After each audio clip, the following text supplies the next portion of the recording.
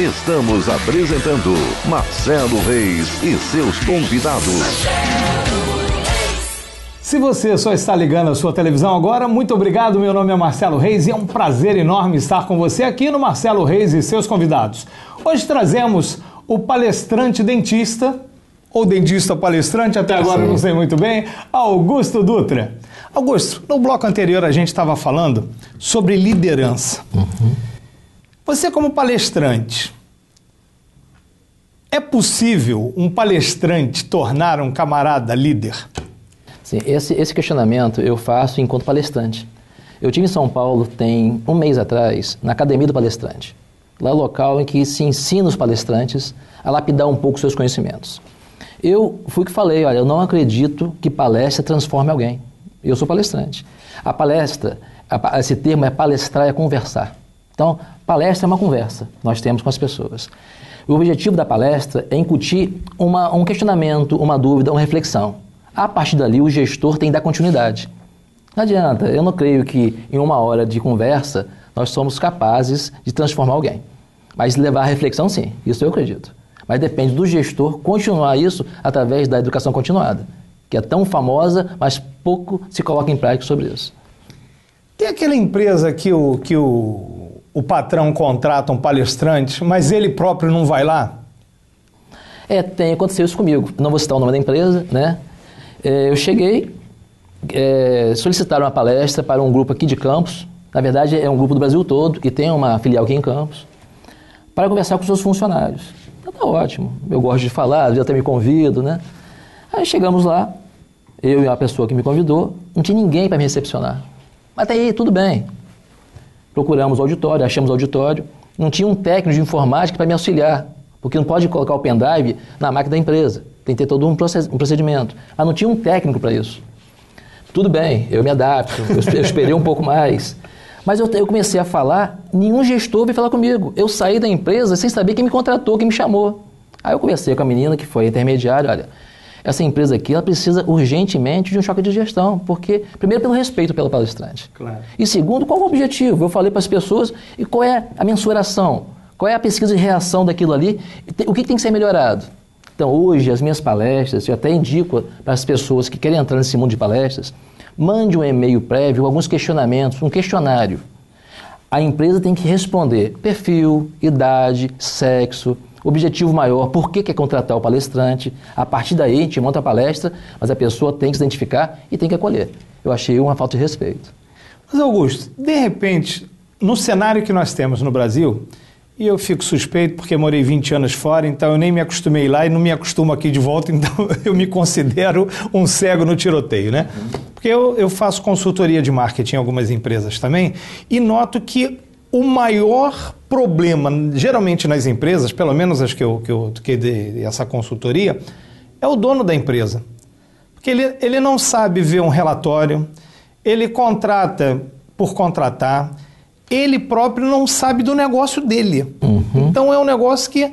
e aí é a minha dúvida com você, enquanto palestrante motivacional, como é que você consegue motivar uma equipe, né, na qual você sai dali e os vícios e os erros continuam os mesmos, sem um plano de carreira, sem um trabalho motivacional na empresa para que o funcionário, amanhã eu vou trabalhar de novo, né? Que pena que o horário terminou. Eu, pelo menos, eu chego no meu emprego às 7 horas da manhã, saio 2 horas da manhã e fico contente porque quero acordar cedo, porque deixei alguma coisa para fazer no dia seguinte. Será que isso é porque a gente já está ficando velho, já está ficando maluco? Esse pessoal da nova geração que fica o dia inteiro no celular pensa diferente, ou realmente há uma defasagem entre a nossa era de trabalhadores, não vou dizer braçal, mas que não tinha tantos recursos tecnológicos como temos hoje, e esse pessoal que tem o recurso tecnológico que se calhar não tem aquela motivação da concretização do resultado.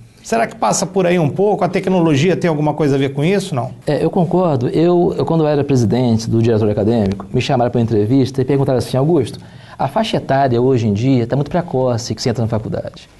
E na década de 70, né, na época da ditadura, as pessoas entravam na faculdade com seus 27, 28 anos. Já tinha família, sabia o que estava querendo.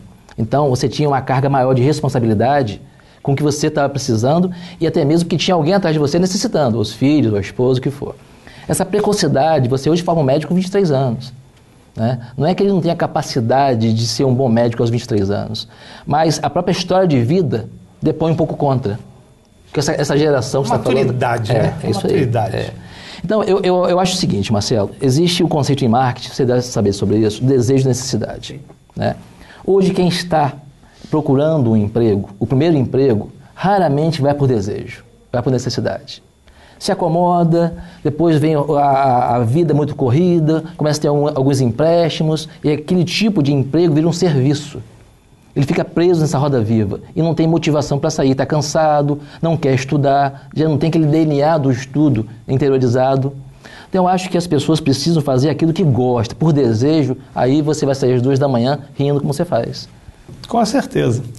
E estamos aqui com ele, Augusto Dutra, na minha opinião, maior e melhor palestrante do estado do Rio de Janeiro, onde temos aqui a honra de ter aqui esses bocadinhos que a gente vai vivendo, convivendo e contando as histórias da vida. Dentro desse seu leque longo e vasto de palestras e de assessorias às empresas e tal, algum caso que você tenha orgulho de ter participado? Sim. Que você conta sempre entre os amigos, entre os profissionais? Eu, em 1998... Eu ainda estava na Petrobras ainda, minto, em 96 eu estava na Petrobras ainda. E tinha eu 7 anos, mais ou menos. Mais ou menos, eu acredito. Mais ou menos nessa altura. Eu e o José Roberto, que é o atual gerente de SMS de Cabiúnas, onde eu trabalhei, é uma seção da Petrobras em Macaé. Sim. Nós fomos convidados para nós falarmos sobre a ISO 9000, né, certificação de ISO. A Petrobras estava ainda naquela fase de certificar muitos dos seus produtos, né, e serviços. E aí eu criei uma dinâmica, né, a dinâmica da missão com cedilha. E essa missão sem cedilha, nós colocamos assim, qual é a missão, né, de nós gestores? E eu botei com cedilha e a plateia ficou assim, uns envergonhados, outros ficaram chateados, alguns levantaram a mão, mas professor, missão com cedilha. Aí eu, e não é? Não, pelo amor de Deus, não é. Eu coloquei mais uma missão com cedilha, para poder mostrar que não foi um erro de digitação, foi um erro de português, e aquilo causou uma indignação tremenda na plateia. Mas no terceiro slide, e não podia ser depois do terceiro, porque alguém podia sair, veio um cedilha, veio uma barra e veio 2 S. Missão com cedilha é um produto ruim. As pessoas comentam, falam mal, cochicham e divulgam. Missão com 2 S é a minha obrigação como palestrante ter uma revisão mínima de português. Agora, cuidado, hein? Cuidado para você no mercado, no dia a dia, não estar entregando missão com cedilha às pessoas, porque as pessoas vão falar mal de você, vão cochichar, porque o bom vai a 5, o ruim vai a 11, mas nós temos que encantar o cliente e a 20. Então foi uma dinâmica que marcou muito, é onde eu passo e aplico essa dinâmica, é impressionante que a reação é a mesma, mas é assim que o mercado, Marcelo, faz com a gente. Se nós estamos dando um produto ruim, eles vão comentar, vão falar mal e vão divulgar para muitas pessoas. Eu tive a honra de assistir uma palestra sua, onde você tem vou ver se eu não vou errar aqui, né? Onde a gente só tem só tem a primeira oportunidade, né, para impressionar.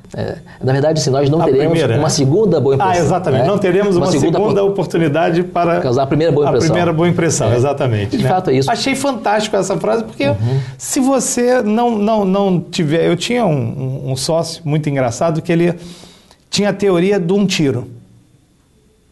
Ele imaginava, quando ele ia para uma reunião, e eu assisti algumas palestras, era engraçado que nós os dois dávamos palestras para o mesmo pessoal.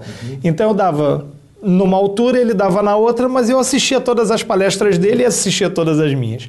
E ele tinha a teoria na venda do one shot, um tiro. Se você não matar o cara com aquele tiro, você só leva uma bala na agulha e não vai matar mais, né? Então, se você não fizer a venda na primeira, dificilmente vai fazer na segunda. A primeira impressão, você nunca vai causar uma boa primeira impressão na segunda visita, né? E como é que é isso desse preparo, né? Porque vamos falar um pouquinho do Augusto consultor, né? Como é que você prepara isso tudo para que a gente possa realmente não entregar uma missão com C cedilha? A primeira coisa, Marcelo, é saber qual é o público-alvo. Eu sempre cito Petrobras porque é uma referência para mim muito forte, né? Petrobras para mim é um benchmark, uma referência de empresa. Principalmente porque você viveu esse momento que a Petrobras passou de não sei quantos milhões para 1 bilhão de dólares, uma coisa assim louca, né? Assim, abismal, né? E sem contar que nós tivemos a assessoria de um consultor muito famoso, Vicente Falcone, né? Que ele da Fundação Dom Cabral, que é uma referência, Cristiano Ottoni. Então, como a gente entende o seguinte: quando você está numa empresa, você percebe que ali há necessidade de alguns produtos e serviços, você tem que fazer uma entrevista com essas pessoas que te contratam. Qual o perfil? O que você está precisando nessa palestra? Qual o objetivo dessa palestra? É transformar, é motivar, é enquadrar alguns funcionários, tirar um setor, colocar em outro. Porque está em desuso aquela palestra motivacional muito... Levanta todo mundo, abraça, dá um opa! Aquele esquema americano, oba, palmas e tal. Hoje, uma coisa meio... as empresas não gostam mais disso. Há um decréscimo desses palestrantes. O que está tendo uma ascensão são os palestrantes que têm conhecimento e passam uma mensagem de reflexão. Porque, como você falou, em 1 hora não tem condições de transformar alguém. Mas tem condições de a pessoa refletir: poxa, qual é o meu propósito maior aqui? Será que os stakeholders estão ganhando também? Quando eu falo isso, é meio ambiente, é cliente. E tem aquela dura estatística do Sebrae, que em 2 anos, 80% das empresas, microempresas principalmente, é o que sustenta o país, quebram. Por isso, porque se nós lançarmos os 4 P's do marketing, o produto, preço, promoção, tal. Aí eu até brinquei na palestra, eu lancei o 5º P do marketing, brincando com Kotler, né, que é o grande pai do marketing. A pesquisa. As pessoas não estão pesquisando antes. Será que alguém vai querer comprar esse produto ou serviço? Vamos pesquisar antes. Aí sim, eu vou lançar um produto, mas tem que ter a questão do preço. A quanto que eu vou vender isso? Será que o mercado está disposto a absorver? Aí você vai poder promover e ter o ponto de divulgação. Então, eu acredito que falta pesquisa antes, tanto do palestrante para a empresa, para que você seja contratado por uma coisa, chegue lá, que decepção. Dando um exemplo para poder fechar talvez esse bloco, teve um engenheiro que deu uma palestra tremenda técnica, muito bom palestrante, só que o público ouvinte era de investidores. Ele não preparou uma palestra para investidores, e sim para engenheiros. Conclusão, não fechou o negócio. Ele cometeu uma falha básica de palestra, não conheceu o público-alvo, para você se adaptar. Agora mesmo recebi um e-mail, um convite para dar uma palestra em Macaé na quarta-feira que vem de manhã. Né? Vai ser numa empresa multinacional, se não me engano, a Baker, se não me engano. Eu vou falar de Fundação Rotária, né, que eu sou rotariano, e a Fundação Rotária é o que fomenta os grandes projetos em nível de mundo. Poucas pessoas sabem, mas a erradicação da poliomielite no mundo, quem chancelou foi o Rotary. Rotary Club, né? Internacional. Isso. Então nós temos assim, alguns temas interessantes, mas sempre sabendo o que o contratante quer da gente, para que você possa ver o perfil e tentar entregar um produto que seja de acordo com a necessidade da empresa. Quando você detecta essa necessidade, quando faz esse trabalho todo, em que momento, ou qual é o grosso da sua estatística, né? Que momento que a empresa chama o palestrante? É quando ela está vendo que já está quase, já não tem mais jeito, né? Eu tinha um professor de direito muito engraçado, que era o Dr. Darcy Miranda, juiz da 10ª Vara Civil, que infelizmente já não se encontra entre nós, mas me deu grandes ensinamentos, e um deles foi: o brasileiro só procura um advogado quando precisa de um mágico e só procura o médico quando precisa de Deus, né? Então é já na última, né? Com os palestrantes, isso acontece mais ou menos nesse mesmo molde, ou as empresas já são mais ponderadas, mais cuidadosas nessa contratação? Eu acredito que essa é a menor parte, por necessidade. É a convenção final de ano, são os diálogos diários de segurança que existem nas empresas, que virou até, nem digo modismo, mas o modus operandi, porque são ondas. Uma empresa, ela começa a investir naquilo, é igual a certificação de ISO. Várias empresas investiram nisso. GQT, Gestão pela Qualidade Total. Agora nós temos um diálogo diário de segurança, um diálogo semanal de segurança, então as empresas também investem nisso. Depende muito da estratégia. Acho que quando a empresa percebe que os funcionários estão desmotivados, principalmente motivação, é que mais se contrata por necessidade. Fora isso, são datas tipo CIPAT, né, convenção de final de ano. Já tem como se uma empresa contrata palestrante, a outra não pode ficar para trás. É quase que uma onda. Então a necessidade eu não vejo como grande mote, não. São já essas datas mais pré-estabelecidas. Estamos falando de grandes empresas, empresas de grande porte, que tem um número muito grande de funcionários. E o pequeno comércio, as associações comerciais? Está aí a dica aí, hein? Uma dica aí, hein, para a associação comercial, para o CDL.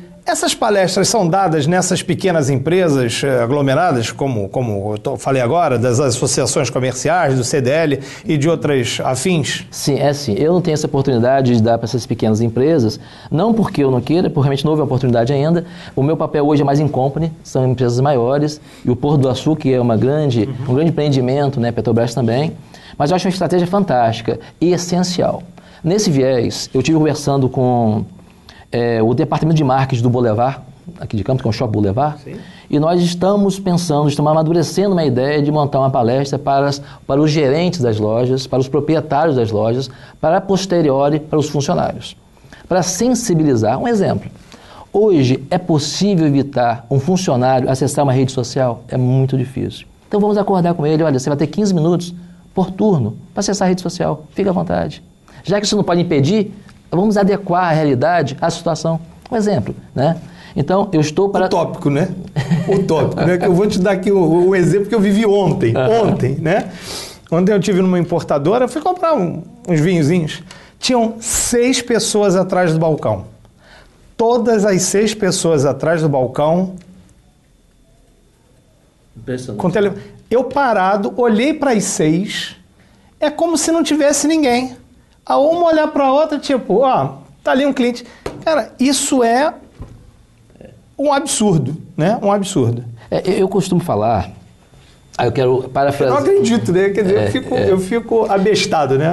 E nós estamos numa geração, Marcelo, com oportunidade ímpar. Eu sou muito observador, para palestra, eu anoto tudo que eu vejo no dia a dia. É importante, são cases de marketing, né?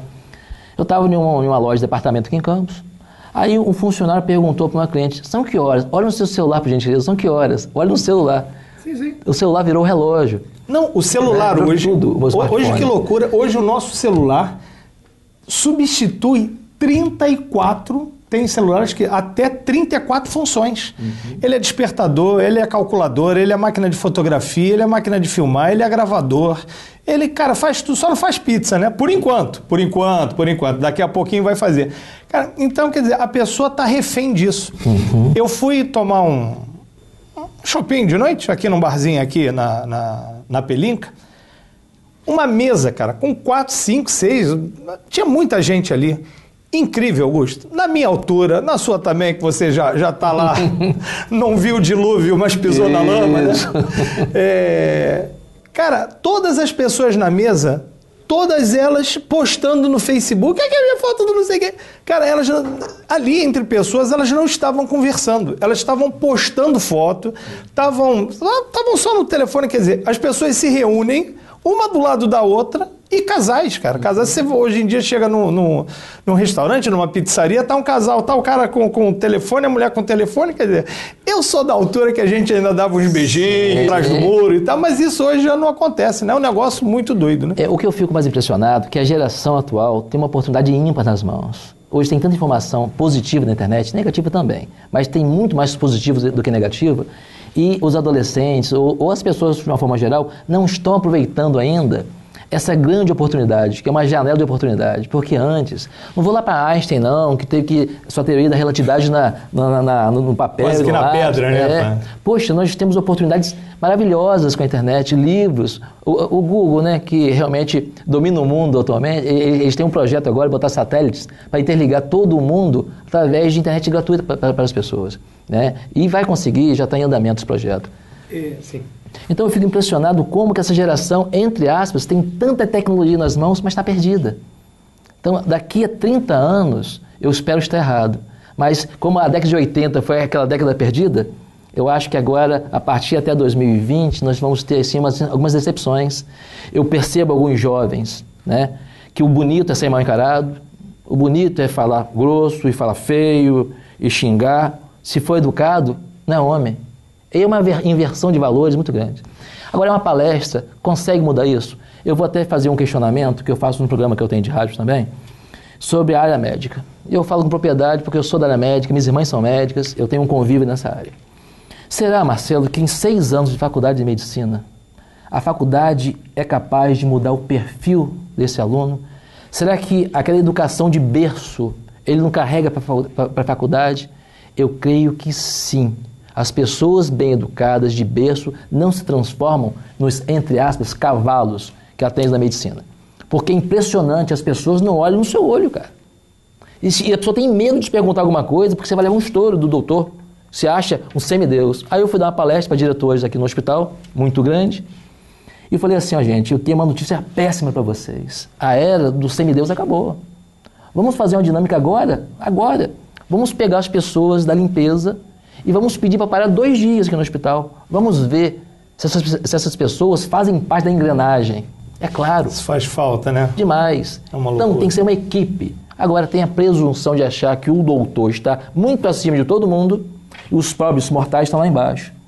Eu já tive algumas discussões positivas nessa seara, nesse tema. Eu defendo que nós somos prestadores de um serviço. E o nome é a coisa mais audível que existe. Trata pelo nome. Pois não, fulano. Aí, talvez sua mãe, seu pai passou por isso em Portugal, minha mãe passou isso aqui no Brasil. Olha, eu fui no médico hoje maravilhoso, fui no dentista ótimo. Por quê? Porque falou comigo. Coisa mais básica. Virou um diferencial falar com a pessoa, poxa. Atender a pessoa pelo nome é o básico do básico. O meu grande diferencial, e isso eu falo porque eu pratico, é atender no horário. Eu sou muito caxias com horário. Mas não me elogiem porque eu faço o básico. Isso é obrigação. É minha obrigação. É obrigação. Mas como a média às vezes é baixa, quem faz a obrigação deita e rola. É verdade. Que é um diferencial de mercado. Só para a gente falar aqui, antes da gente sair para o bloco, você falou sobre hoje essa era tecnológica que nós estamos vivendo, com a Google tomando conta do planeta. Isso me preocupa muito, porque nós não temos legislação, e quando estou falando de legislação, eu estou falando de um bando de vagabundo safado que fica invadindo o Facebook, fazem blogs anônimos, desgraçam literalmente com a vida de pessoas, porque fazem disso um círculo do mal, né?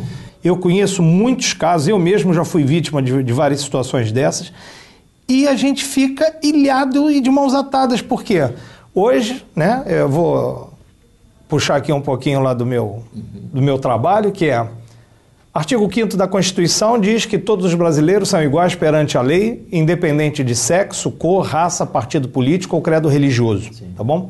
O inciso 4º do mesmo artigo vem dizer que todos os brasileiros ou residentes no Brasil, mesmo estrangeiros sendo, ok, têm direito à livre expressão. Vetado é o anonimato. E a Google não tem essa preocupação. Por mandar e desmandar, brincar com governos e brincar com tribunais, pura e simplesmente as pessoas mandam e-mails para lá e elas dizem que aquilo é direito de privacidade. A pessoa que é atacada não tem direito de se defender. Você vê o caso, por exemplo, da Carolina Dickmann, sim, que teve o seu computador invadido, foi uma devastada na vida dela e foi uma coisa terrível, né? Virou lei, inclusive, né? Virou lei. A partir daí, muita gente é beneficiada por isso. Você tem aqui no Rio de Janeiro a 6ª-DP, que é a Delegacia de Crimes Informáticos. É um absurdo número de coisas de... Você vê a coisa de um tempo atrás... Uma mulher foi espancada porque na net confundiram ela. Eu vi. Ela morreu. Então, foi espancada, foi a óbito. Então você vê o cúmulo que uma informação mal colocada, ok? Seja no âmbito da empresa, seja do palestrante, seja lá em casa com o pai e com a mãe. Missão com cedilha, né? E é a coisa mal colocada, e isso da Google me preocupa muito, porque nós não temos uma legislação que acompanhe o desenvolvimento. Isso no mundo é onde o país funciona sem lei, o país não funciona, né?